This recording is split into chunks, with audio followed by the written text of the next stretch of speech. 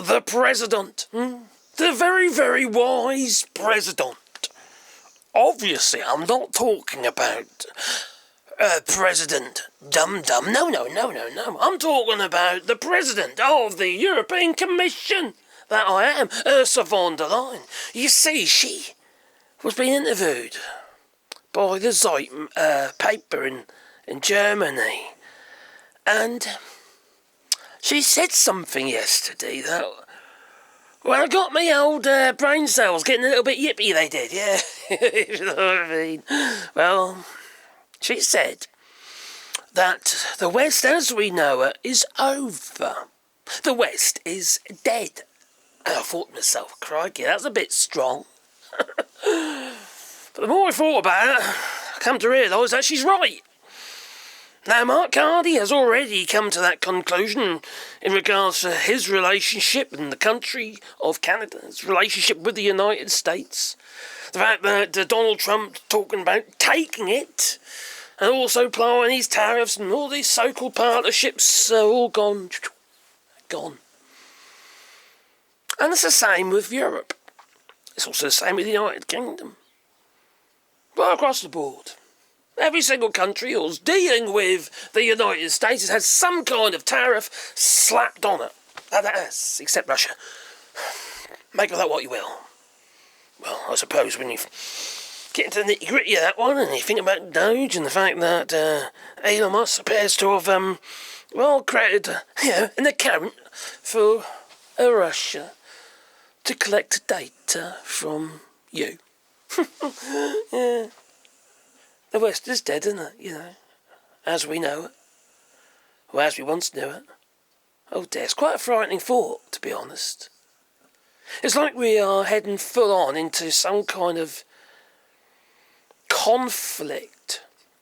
And not necessarily with our nemesis, no. In this case, this new nemesis called Donald Trump and his America. Project 2025 America.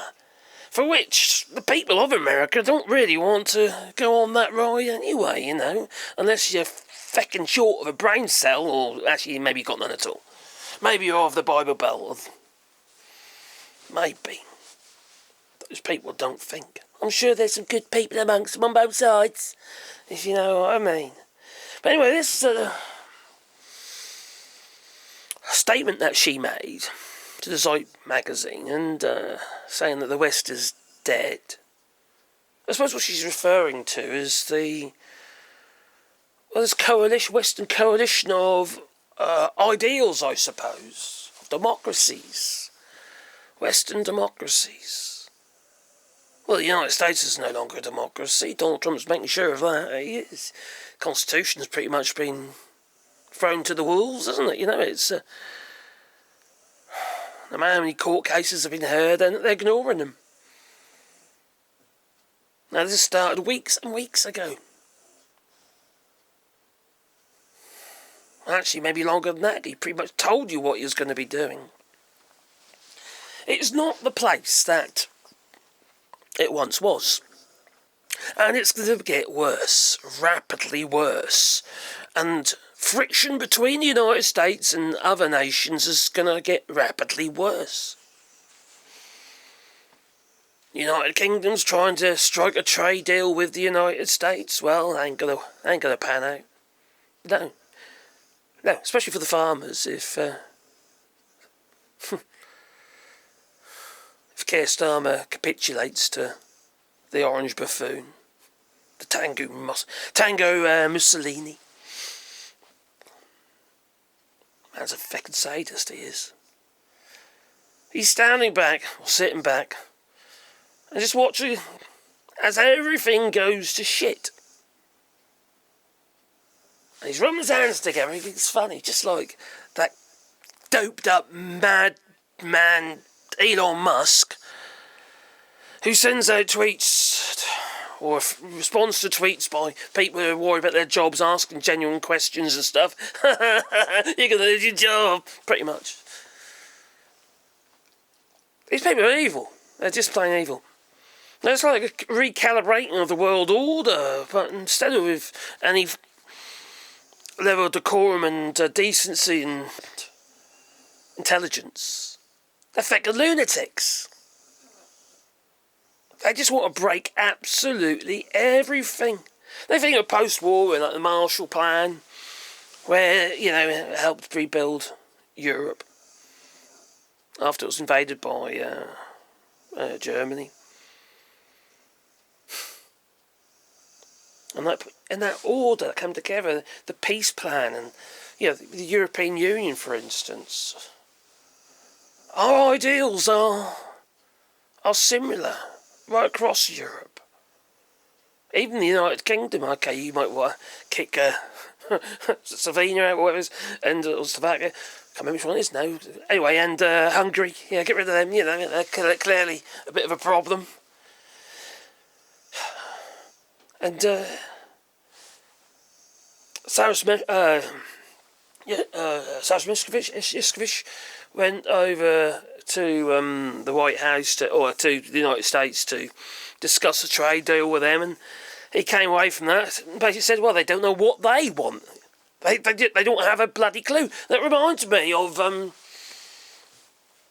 Brexit, when they were all sitting around the table, and there was the European Union with all his papers up there and what have you, and then there was the flipping British delegation headed by David Davis, and they had nothing. And that fucking idiot said, rule up here, idiot, rule up here. Fucking idiot. No way. You don't have 40 odd years of deals and agreements and just no, it's not up there. Unless his idea was just leave, like Nigel Farage would say. These people are just lunatics, absolute lunatics. Now, I thought I'd just read a bit to you about, the actual article where she was being interviewed. That's this von der Leyen. Ursula von der Leyen. Is it Leyen or Leyen? First off, von der Leyen. And anyway, she's a clever lass. That she is. Got a lot of respect for her. I think she'll probably another ex-banker. But with everything that is going on at the moment, was it Marco Rubio was attacking the UK about freedom of speech, referencing J.D. Vance, Vice President Dummer. And it was just like, I don't know what it is, right? They accuse others of exactly what they are doing. They're ripping away your freedom of speech. They're locking people up if you say nasty words about Donald or the United States, locking you up, send you over to Salvador, get your head shaved, put it in your bread. It beggars belief, it really does, you see. It's the problem, I suppose one of the problems is that people believe them. Now, the UK has got its issues, but freedom of speech is not one of them. These people who have been accused, they had representation. They didn't just get scooped up and carted off. These people went to court. And if they're found guilty, then, they will end up with a charge. Not charge, a conviction, if they're guilty. That's what you call a functioning legal system. And we've got our problems in the UK. But you guys and girls in the United States, you've got no representation.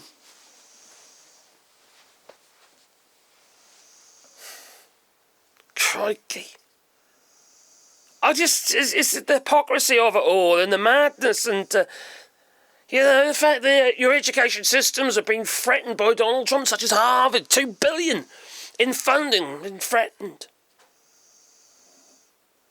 Because he don't like what they say. He wants to control everything in his vision of Donald Trump's madness. This feckin' brainworm that he caught off that other bloody lunatic. Bobby Brainworm. Anyway, that's the one I did promise, didn't I? Well, she says Europe is a peace project. I live here. I live in France, all right? I would say yes, it is pretty much the case. And yes, we have our problems. We've got Flippin' Maloney and we've got Orban and people like that here in Europe. And the rise of the right. Marine Le Pen, well, she can't She's been tagged. She can't actually run politically, and for 5 years she's banned. She's a crook, basically. And, what's going on in the Netherlands and Belgium and various other countries, the right are there, for all the wrong reasons. And then you've got people like Vladimir Putin, who is hell-bent on discrediting democracy. You say, look, democracy doesn't work, it doesn't work, democracy. I like my democracy, without any opposition, he says. No opposition, that's great. And it is. I just wobbled my microphone, I do apologise. So yes, Europe is a peace project, and we have... Oh, crikey, I just clear. We have... we don't have bros or oligarchs making the rules, we don't invade our neighbours, and we don't punish them. Apart from Hungary. Ursula von der Leyen said in a wide-ranging interview with the Zeit newspaper, the West as we know it no longer exists, she says. I think that's a big statement. I really do, and she's right. Not as we know it. It does not. It's deteriorating relations with the United States under Donald Trump's administration, which has forced Europe to look elsewhere for allies and partners, or even looking at China. It's like, having to say, well, maybe we don't necessarily, we don't have the same ideals, but maybe we have the similar goals, to prosper. The thing is, you see, about China, as the way I see it, is China is only going to be on the attack if it's being attacked. And look what's going on at the moment after, crikey, it was J.D. Vance, Vice President Dummer, he accused them all of being peasants. Peasants making mobile phones and stuff, giving the money to the peasants.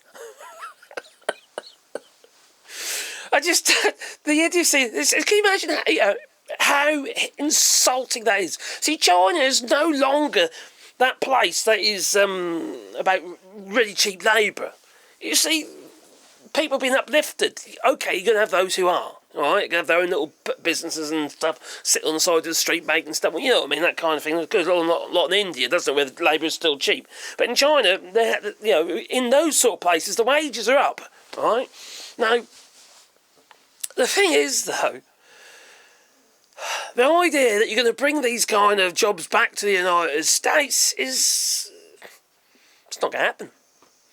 Even the geezer from, was it Tim Cook, whatever his name is, from Apple, he made a statement which was a bit of an eye-opener, and that is they can't bring it back to the United States, manufacturing of the iPhones. It's not about the having the labour, it's about having the skills and people enough. He basically said, he referred to this, that if you make a comparison to the amount of highly skilled individuals required to make the iPhones, you'd better fill them in one room in the United States. For the amount of people in the United States that would fit that bill, who could do that job.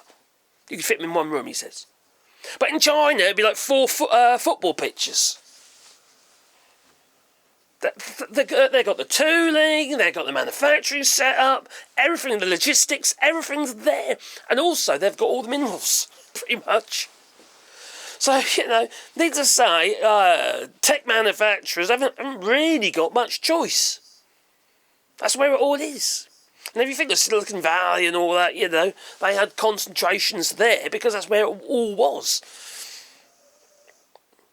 Then again, if you California and that, was the 5th world's largest economy, pretty much funding the rest of the United States. I think they need to go independent, I do, yeah. Have a referendum.